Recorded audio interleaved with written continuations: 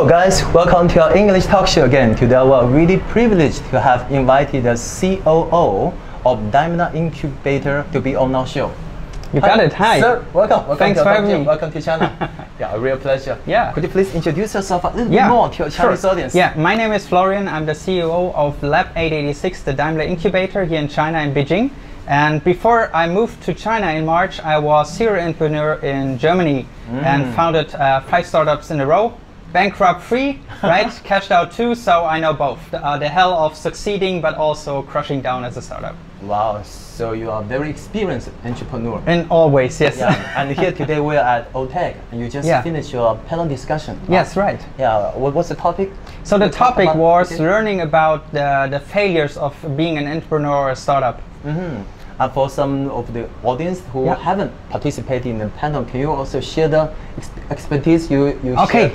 So I think that the first thing we discussed was that failure is the normal life of a startup. The big success stories are just the glimpse of the iceberg, right? But the normal day life of a startup, even the successful, are just path by failure, because without failure you're not able to learn anything new. I quoted this with Thomas Edison, who is the inventor of the light, the electric light.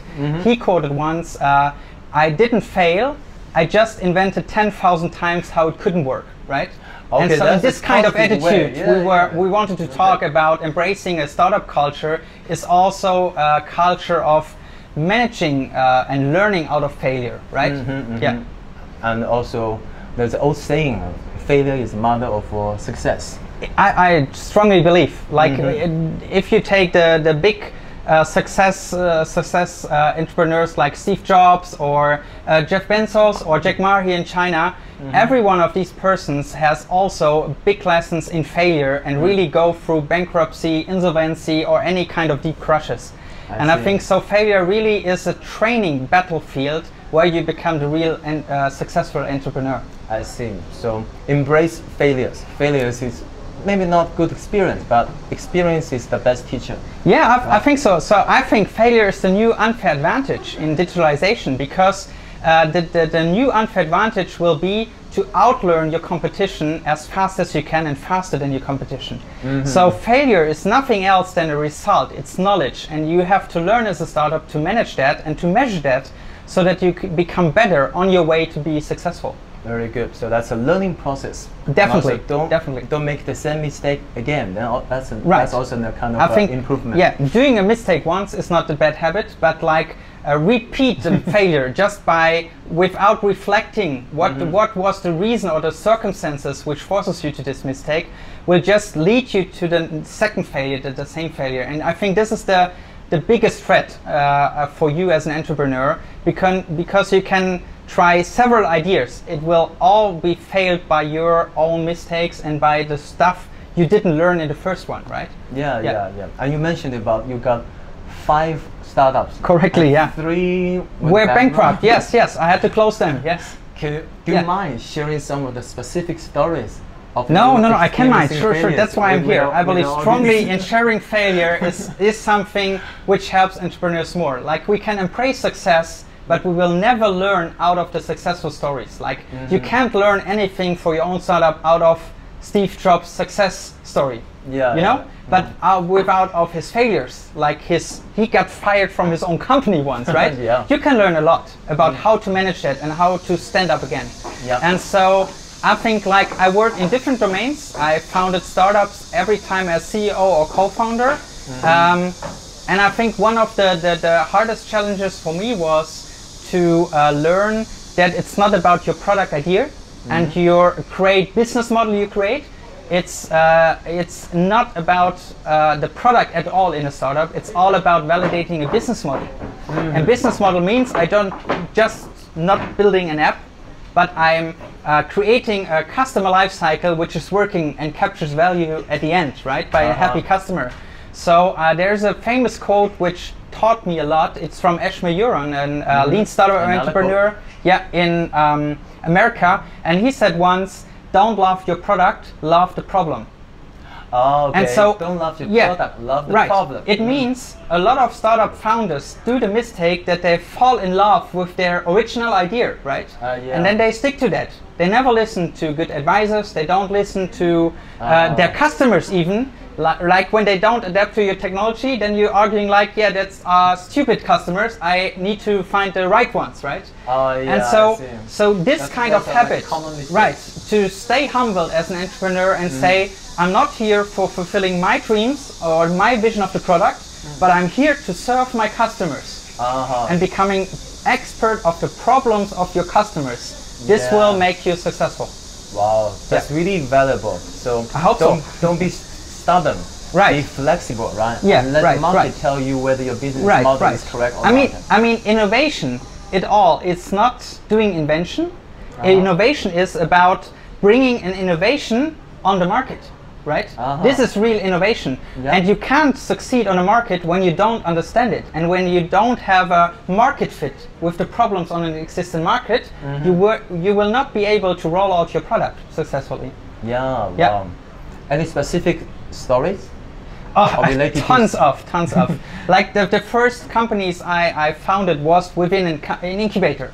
So in this time when I was the first time founder in Germany, there were the Samwer brothers. There was 3 brothers in Germany which copied business models from America and brought them to Europe and Germany. And so they built up something like a first German incubator program. And we thought that's a cool idea. Why just working on one idea, right? We have so much ideas as creative entrepreneurs. Yes. So we built up a fund, right? Collected money into the fund and started several startups in a row. And it all crashed down afterwards because of 2 things. First was I didn't stay focused on one product idea, right? So I went everywhere in, too much stuff parallel. And the other thing was that I was not very successful in managing the interests of our shareholders. So I collected a lot of money, a lot of shareholders, 10 shareholders in the incubator fund, right? But at the end, it turns out that some of the corporate investors trying a hostile takeover of one of our brands or corporates, right? I see. And so this disrupted the whole company itself. Yeah, and that was my biggest mistake so far. Yeah. Wow. Yeah. And you never made the same mistake again? I won't. No. So my lesson learned is, as long as you are aligned with your shareholders about the product, everything is fine. When it's about seats or structure of portfolio or shareholders topics, then just leave the company. Take out some money, prepare a good exit story, and run away. It will never be successful. Yeah, that's the sign. Yeah, right. That's a very important sign. Yes. Do you still remember the first time when you had a successful startup? What was the moment like, and how did that happen? That's a very funny story, because when I raised my first €1,000,000, so that's roughly 8 million yuan in the seed funding. Everybody of my friends was like, hey, now you're a millionaire, right? And I was really cool. And I've had a lot of pressure, because I said, no, at first I'm not a millionaire. My company has the money, right? It's not private money. And the other point is, as soon as I collected the first money, I know exactly when the first million ends. So there was a lot of pressure when I take money from foreigners, from people which had a lot of money. I take their money, I also take the responsibility to serve their needs. And so it was quite a huge success, but I never felt really happy, because I felt more the pressure and the expectations of them, and also the public, right? Because you get media, PR stuff and all the stuff, and everybody knows that you're collecting the money and waits now for your success. And so the first real success was really like a pressure moment. Now how did you pull it off? The pressure. So release the pressure in the end. So the best thing I can advise is start with a founding team, right? So I had the luck to found the first company with friends together, and so beside that they were able to compensate my weaknesses, right? We had also a very trustful relationship. So between the whole highs, up and downs in the startup, there was all time this kind of good backing by other friends. But also I married very early in my life, and I had already, when I founded startups, kids. And they taught me a very important lesson. What's that? That's it. I'm not a CEO. So when I'm failing in business, right? I'm already a dad. and they love me, right? And so my identity was not just founded in my economic scale of business or in my success. It is determined also by how I am as a husband, right? How good I am as a father. And so when I was failing as a startup entrepreneur, I knew for myself, okay, this is one part where I was not very successful, but my whole identity was focused on my family, my friends, and my wife, right? Or my kids. And I think this kind of balance, this kind of balance grounded me very much. And like, to be honest, when I came home, my kids doesn't care if I raise millions or not. They just want to play, right? So they let you forget a lot. Yeah. Wow, that's good. That's good. Yeah. So you have a happy family. I hope so. I hope so. Help you release the skills. That's also right. Very important element. Right? It is. It is all about balancing, right? You can't be successful on a long, like it's a marathon. It's not like a sprint. And so this is also a lesson I learned that when I founded the startup, I mean, I did it like a Chinese, like 996, right, at the beginning. But at any point, you recognize that you have also to lay off. Not just because you need to recover, it's also, there was one scientist for social economics, and he was doing a research about how to create sense of work. And he said, or he taught me that he said, when you don't pause, right, you will never make sense out of your work, because a human can just create sense of your work when he pauses and has time to think about it and to reflect, right? So when you just constantly work and burn out, there's no sense of your work. And so my motivation was all time also to build up something meaningful, right? And not just to become rich or something. And so I think this is very important. Pause once in a while. Pause once in a while to create sense of your life. Your work. It's really fundamental rules, yes. Wow. Yeah. So how often do you pause? Like every Sunday, for example. Very easy. I mean, I'm here now, but this also makes fun, right? And I meet here a lot of entrepreneurs, which I share the passion. I really like to share my experience so far, because I'm also now in a position where a lot of young entrepreneurs just looking like, oh, this guy made it, right? And I don't feel it. I have a screensaver at home, never grow up, right? Because like, I think childs are the best example and the best role model how to constantly learn every day new, right? And to stand up again. Because I think, like when you fail often, it says nothing about you as a person if you're good or not. But when you stand up every time, that tells me a lot about about your quality, of your character, of your personality. You're tough.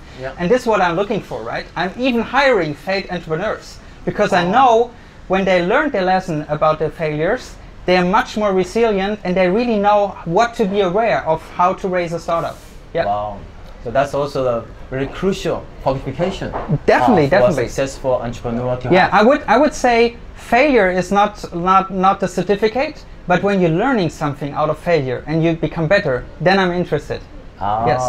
It can be like a flying flag behind you. It is. Yes. Sure. To make it look really shining. Absolutely. Yeah. Like it's like, you know, like there's this sentence in American startup scene which says, shoot for the moon and become a star, right?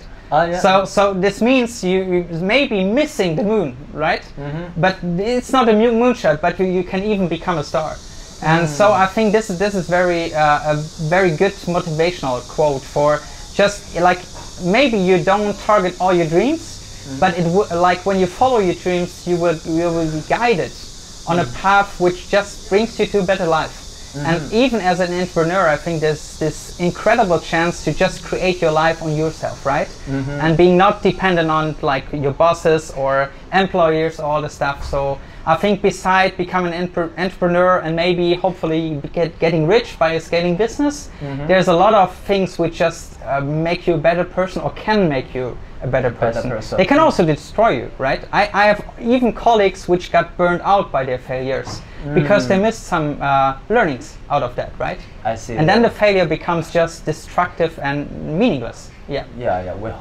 We just hope it won't happen to you. No, hopefully not. But maybe I'm not secure about that. So I have to learn every day something new to avoid mistakes. But I'm not better than anything else, any entrepreneur here on AllenTalk. Because it's always risks and there's always opportunities. Sure, just when there's risk, there is an opportunity. You can't take opportunities without risk. So they always go together.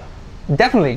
And you failures are the path to success. And try to always look on the bright side. The many good quotes that Florian just told us. Really inspiring. Thank you so much. Thank you very much for having me. Before we finish up here, any other words you want to say to Chinese audience? Maybe we see us on any cool tech event. Join Startup Autobahn from Daimler. And just my most important lesson learned: don't love the product, love the problem. Right? So stay tuned and stay focused. Thank you and so follow much. this guy. Thank you so much. Thank you for having me. And have a nice day. See you next time. Bye. Bye.